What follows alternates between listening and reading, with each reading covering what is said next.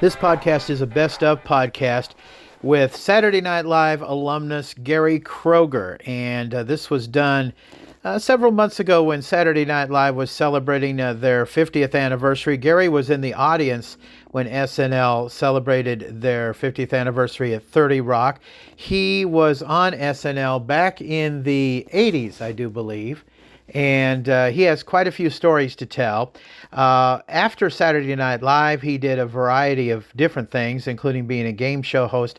I think he had some bit parts in some movies, but he was hired for a very good salary to work for an advertising agency in Cedar Falls and lived in Cedar Falls for a number of years. He got into politics for a while and did a variety of different things.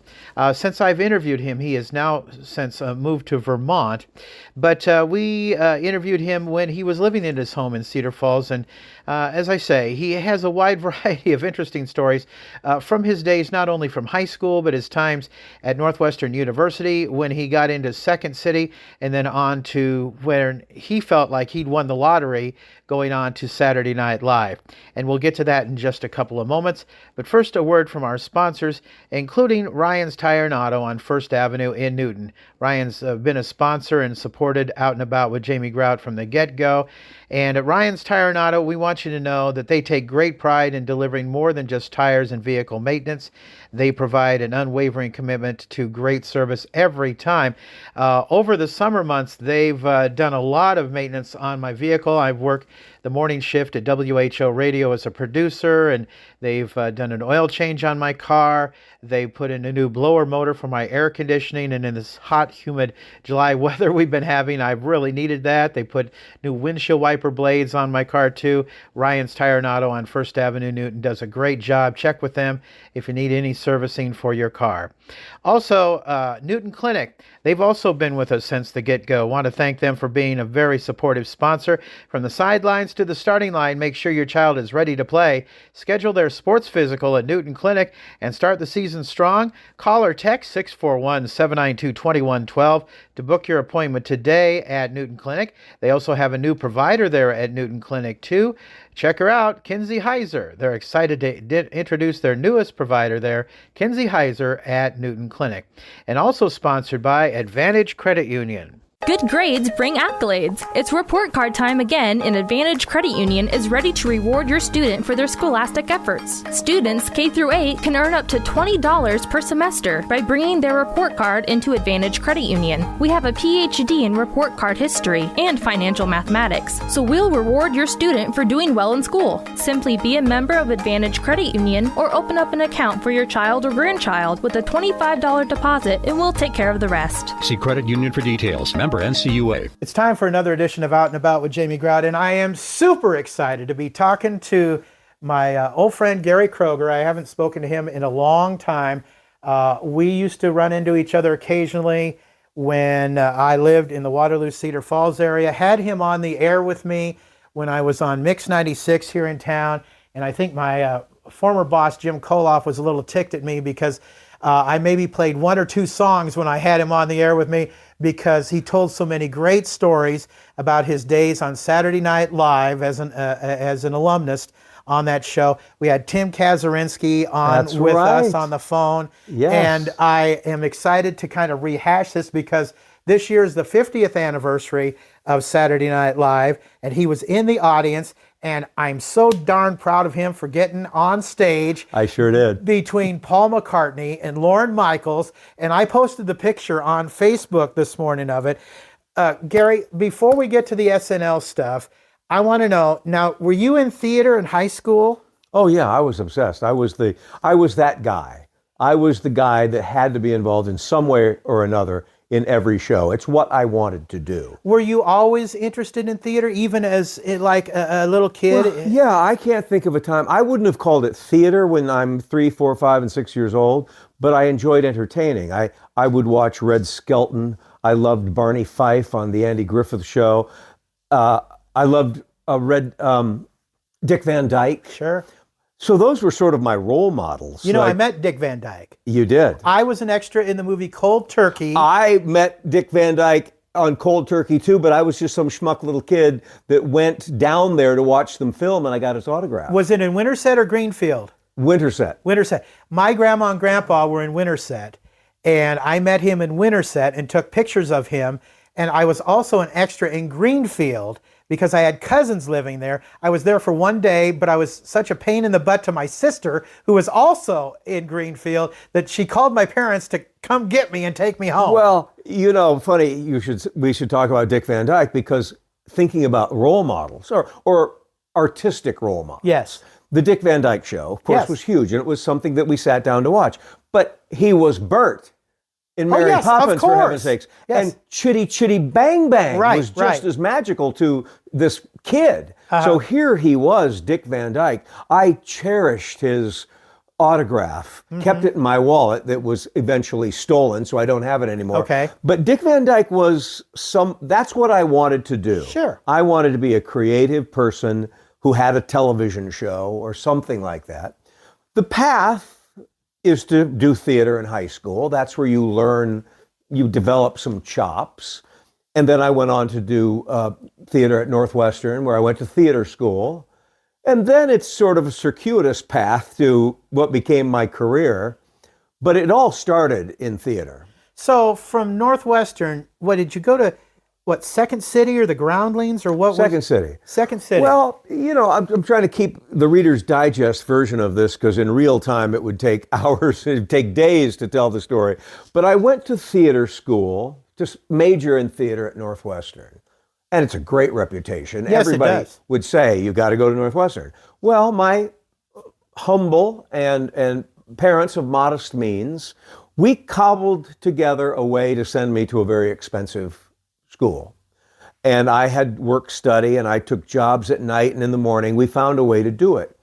But very quickly, the traditional theater education wasn't appealing to me. And not that it wasn't snobbishness. I didn't think that I was above it. It just wasn't speaking to me. But I stumbled across other people who were sort of out and about around the fringe of it as well, like Brad Hall, Paul Barros, some names you don't know, Rush Pearson, and ultimately Julia Louis-Dreyfus. And we started doing our own theater, a kind of a renegade theater in the fringes of our time. It was called the Practical Theater. The Practical Theater, I was involved with Second City. Julia was on the Second City stage. We were involved in and around Second City. We eventually, this would be 1982, put on a show right next door to Second City, and we had their blessing. They really loved our brand of physical, cerebral comedy, which I'll explain in a second if you care. But we put on a show of all of our best sketches that we'd accumulated over several years, and we called it something like the 50th Anniversary Jubilee, which is somewhat coincidental since the 50th anniversary. But we called it, when we'd only been in existence about 3 years, our 50th anniversary. And in the beginning, it got Second City's spillover audience, people who couldn't get a ticket, that, oh, we'll go see these kids next door. Well, we became a local hit, selling out. Wow. This little space. It's now called the ETC space. If you're from Chicago, you know what I'm talking about. And we were a big hit, and our show was just getting rave reviews.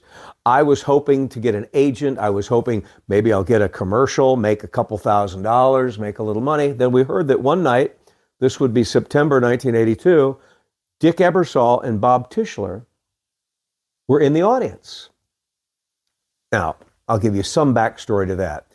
I'm doing the show, and I do have an agent eventually, and they said, hey, Saturday Night Live wants you to put some stuff on tape. I go, what? Just do voices or characters in front of the camera. Come into my office and we'll do it.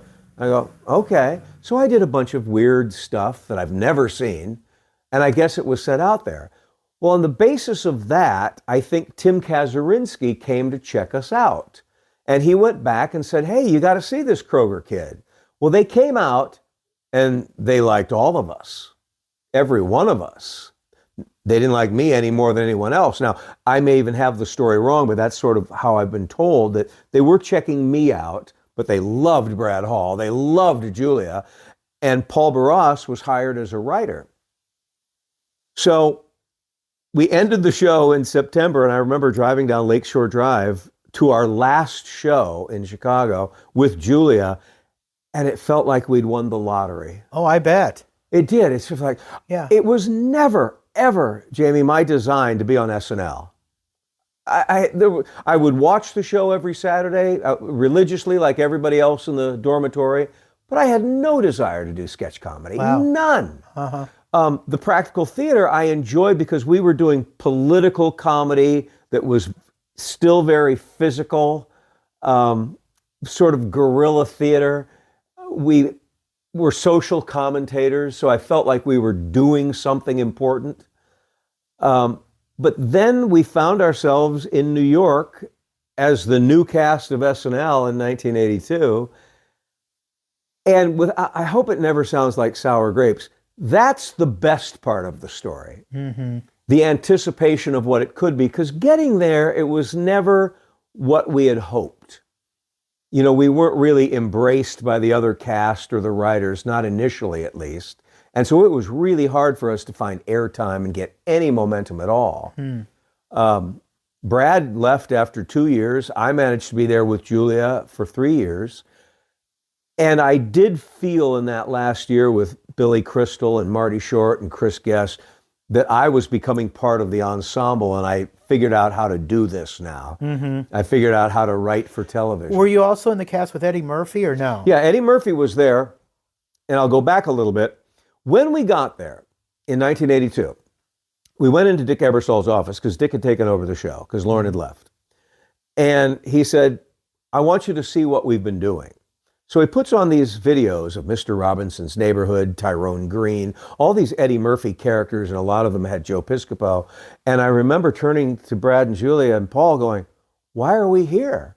This stuff is great. They don't need us. Mm-hmm. And Dick said more or less, Eddie is already starting to do movies, and we want to kick the show up again. We want to challenge him again. We want to go back to the beginning of what it was like in '75 when you had these renegade improv actors, and we're hoping that you guys can deliver that. Well, that's all the help we ever got. From then on, it was just sort of be left on our own. But we were there with Eddie Murphy, and we did learn how to do it over time. I mean, look at Julia's career now. Sure, you bet. I mean, she doesn't look back at SNL fondly, but she would say, hey, I learned a lot. It was graduate school for being on television. Mm-hmm. Was Larry David involved at Larry that time? David came in as a writer the last year, which was with Billy Crystal and everybody else, and Marty. He came in the last year from Fridays, but he never got anything on the air.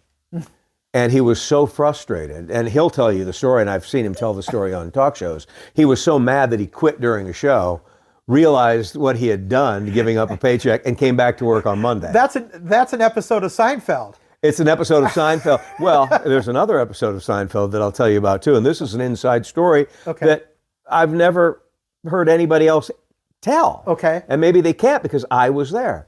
At the last show of the year, the wrap party, at the end of '85, Larry comes up to me and he says, I don't know if this should go out there. This is a podcast. This isn't radio. I'm going to kill Dick Ebersol tonight. And of course, I'm funny, that's funny. And he pulls out a little vial of clear liquid and he said, I'm going to slip this, I don't know what he said it was, cyanide, I don't know, into his drink. He's drinking a gin and tonic over that side of the bar. He's going to slip him a Mickey. Yeah, and I'm thinking, how elaborate of a joke is this, Larry David, for you to actually put together the vial of liquid to say you're going to... And I said, just forget it. But I watched him circling Dick, and I started thinking, what if this is real? Am I an accomplice now to a murder? And I remember leaving the party thinking, I should have said something, but I'm probably just being set up to look like a fool, so I just let it go. Well, obviously that no murder took place. Right. But then, years and years later, do you remember the Seinfeld episode where George...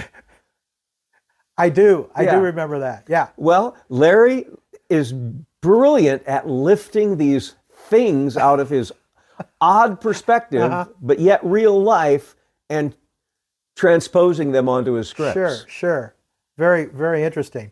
You have some great experiences to tell us about hanging out with some celebrities during your time with SNL.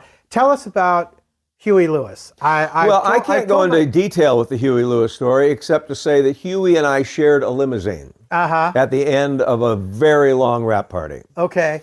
That's all you can say? That's all I can really say about the Huey Lewis story is, I watched him, make out. Okay. Oh, you watched him make out. Yeah. Okay, that's about all you can say. That's all I can say. All right, because we were watching, MTV still plays classic videos. Yeah. And we record them, and this is one from the 80s.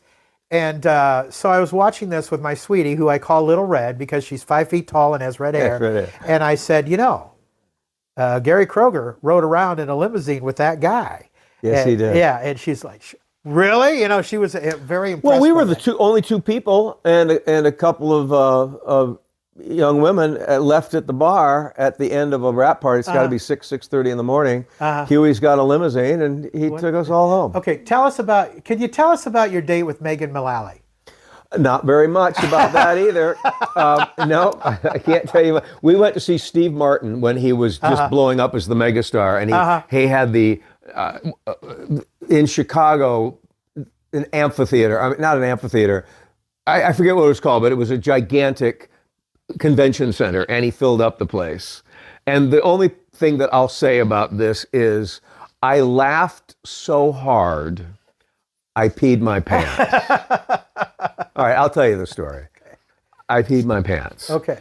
But I'm a poor college kid. I can't just throw away underwear. So I went into the bathroom and I took them off and I stuck them in my coat pocket. It was wintertime and I had a long coat and I stuck them in there. Now, if she ever hears this she's going to go, oh my God. So on the way back to the car, we never dated. We went on this one date. Okay. So, I mean, never it wasn't a big deal. No, it wasn't a big deal. But I think she put her hand in my pocket to get her hand warm, and she said, "What's this?"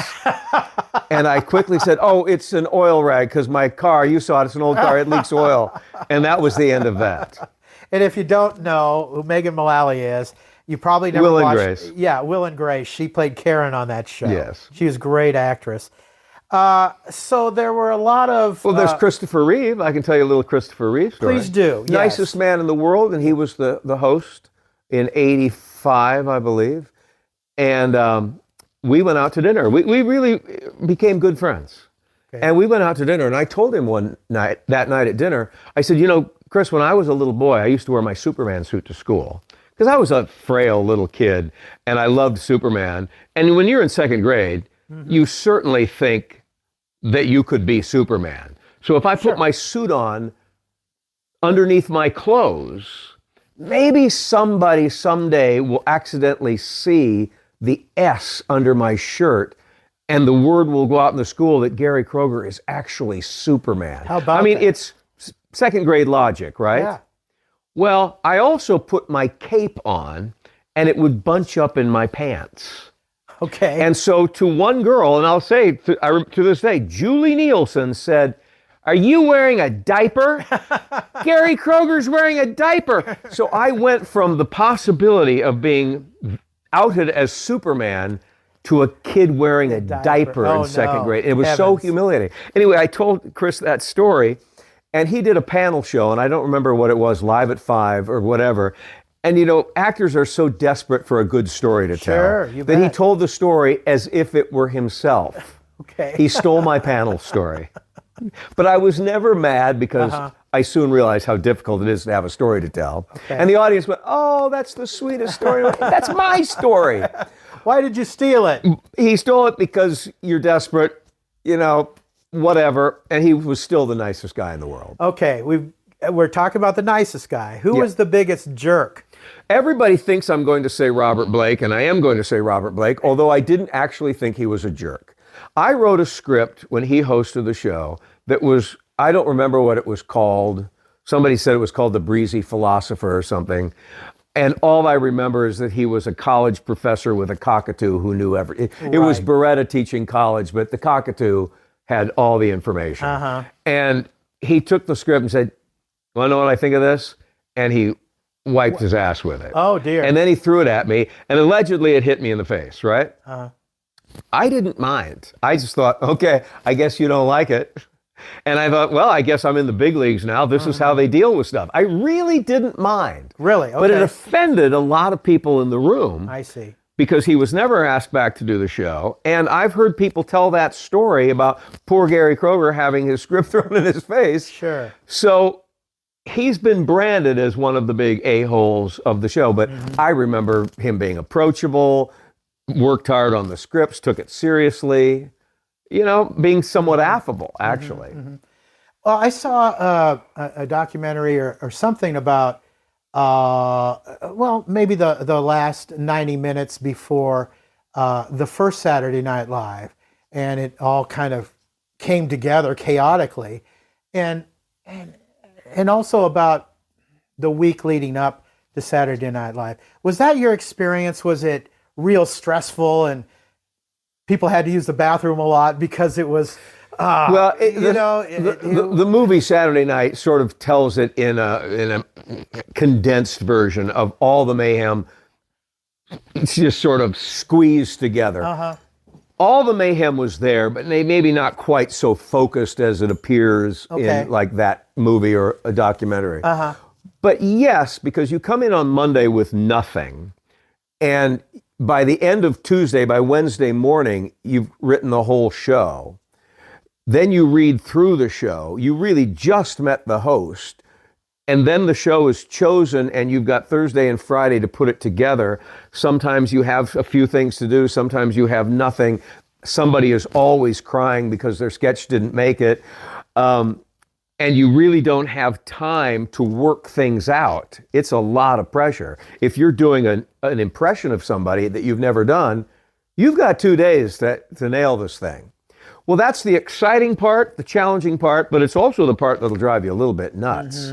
So it was always, and there's 24 of you, the writers and the actors, everybody is trying to carve out their career at the same time. So that precious airtime or getting your sketch on the air means a lot to you.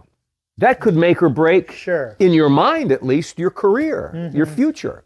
So that kind of tension every week in that 6-day window is pretty intense. Well, if you had, was it hard for you not to take it personally when one of your sketches got cut, Gary? Yeah, I didn't take it personally in that I never thought, I guess I'm no good. I always knew that I had talent. I always knew that I could write. I always knew that I could do things that were different. Sure. But the squeaky wheels get the grease. And I wasn't a squeaky wheel. In fact, my nickname was No Problem Kroger. I mean, something that you take pride in other lines of work, but No Problem Kroger meant that I could be excused, forgotten, put away for the squeaky wheels. Now, that doesn't mean I wish I'd been a squeaky wheel. I'm proud of the fact that I was No Problem Kroger. But I took it personally because I was easy to step on. I was easy to You just let it go. I let it go. But I can't say that it didn't hurt my feelings. I can't say that I didn't shed a few tears once in a while. Yeah. Rejection is not easy to take, I'm sure. And especially when it's rejection that everybody sees. I mean, you know when you go out if the person you're with is getting recognized and you're not. I mean, that seems trivial in my life now, like what a silly thing to get upset about. But when you're in the midst of it and your friends are having their picture taken with fans and you're not asked, those moments would destroy me. They would destroy me, Jamie. They would hurt badly. I bet. So what was it like going to the 50th anniversary? Tell me all about that. See, now I'm a grown man. It's all water under the bridge. I only look back thinking of the best of times and the opportunities of living in New York. And for me, it's going back to see old friends. I'm not particularly starstruck, but at the same time, you can't help but notice that, Chris Pine is going up the stairs and there's Oprah Winfrey, there's Tom Hanks, Alec Baldwin walks in, how can you not be starstruck? Hi, Cher, I mean, how are you not? Well, and you sandwiched yourself at the end between here's where I'm so much smarter than people think. I knew the game. because I'd gone to the 40th, and I knew that everybody would get up on stage for the final goodnight that went to the show. Uh-huh. So when it was time, I got up there very quickly. Now, I didn't intend to stand where I was. I'm telling the truth. But Marty Short was there getting ready to say the goodnights. He was alone. Now, Marty's an old friend from the show, and I hadn't seen him yet. Okay. So I said, hey, so we exchanged a few words, and I stepped up on stage, and I'm looking for Brad Hall, because Brad is there with Julia. He's married to Julia Louis-Dreyfus. He's married to Julia Louis-Dreyfus. I knew Julia was coming up to the stage, but there's Brad sitting in there, and I'm going, Brad, what are you doing? He's very modest, and he doesn't embrace SNL exactly, and so he said, I don't want to go up. No, you have to. So he starts to come up, and then I notice that the red light is on the camera, which means we're on air now. Uh-huh. And as I saw Brad coming up, I noticed there's Lorne Michaels coming up. Paul McCartney is now to my left, and I'm right here. And I remember saying, I'm not going to move. Because I wasn't in the show, and I thought, if anybody stayed up this late that knows me, they now see me. I remember you telling me that if you weren't in a skit while you were on the cast of Saturday Night Live, that you made it a point to get up front at the end of the show. Because in an audience's mind, they're not counting your sketches, they're not counting your lines. They only know if they saw you or not.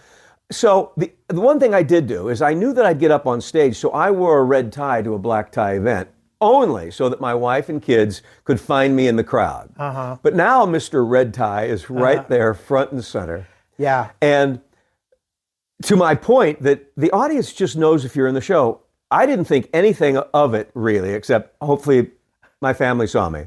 I get to the after party and my phone is blowing up. Kroger, we saw you in the show. People from Cedar Falls all over the country. Kroger, we saw you. Yeah. And then they're screenshotting the picture and I'm going, oh my God. Oh, you were right there. I was right there. And it doesn't end there. The next day in the Times, in the New York Times, big page, there's that picture. It doesn't end there. I get back to Iowa and a page of the Des Moines Register is my face. There you are. From that picture. Yeah. Well, you know, we couldn't be more proud. And I put it on my Facebook page the day after. And I'm so proud to know you. And Jamie, you're too kind. So proud that you were, that you made it to the cast. And you said, when you were chosen, it's like winning the lottery. And you never thought it would happen, and you never dreamed that you would be on the cast, and you did. I got to ask you, did you get together with Higgins at all, by any chance? Two Iowa guys. No, we communicate, and his wife Ellen is a good friend. Oh, okay. I never get to see Steve more than Steve. Great show. Oh, thank you, Gary. And that's about all it. we have. But his brother David, I talk to quite frequently. And what is he doing now? Because I know he was on acts. Ellen's show at one time, wasn't he? He started there. Ago. He still acts. He still goes to Hollywood, but he lives in Des Moines now. Oh, does he? He Okay. went home. Oh. Basically, and he has a wonderful life. All the Higgins boys do. Well, and I see him, Steve, on Fallon, of course, all the time. Course. And he's a producer for SNL, I believe, also. Well, he's been the head writer, and he's a producer, He's there also. I would have pegged him to take over the show, but I'm not into the politics of that at all. Okay, so what? Just briefly, we reminisced a little before we started the podcast. What are you doing now, Gary? Well, I do whatever I want, and that's not to say that I am independently wealthy, but I have a couple of pensions from show business. I have, a sort of a semi-pension from 17 years in advertising, and I have Social Security. Yep. I repeat, I have Social Security. Well, so do I. Yes, and I'm married, and my wife works full-time, so I am very comfortably living, doing things to help abused children, a court-appointed special advocate, mentoring students, giving lectures, doing after-dinner speeches. I'm doing the keynote at the Mental Health Awareness Breakfast next month. I'm asked to do lots of things that are community-focused. I do dabble in politics. I did run for office. I was working for my son at Tropical Smoothie just because I love labor. Really, I love labor. And I was cutting carrots and slicing strawberries with the best of them. I'm not doing that anymore because my son is...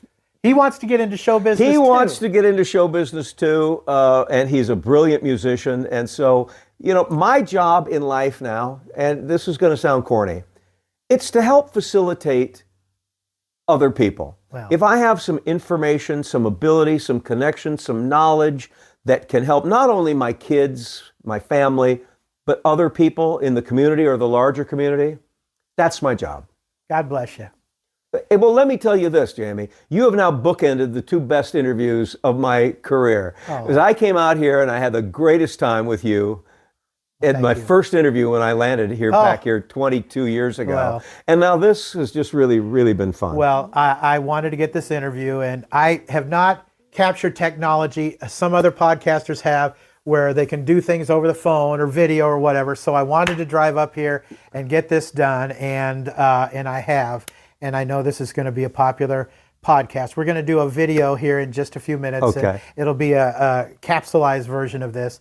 But if you have not heard the stories of Gary Kroger, make sure that you listen to this or watch the video on outandaboutwithjamiegrout.com, or check out Spotify, Amazon Podcasts, along with YouTube, my own YouTube channel, or iHeart, any of those. You can check this out. Thanks again for chatting with us today, Gary. Thank you. My interview guest, Gary Kroger, Saturday Night Live alumnus.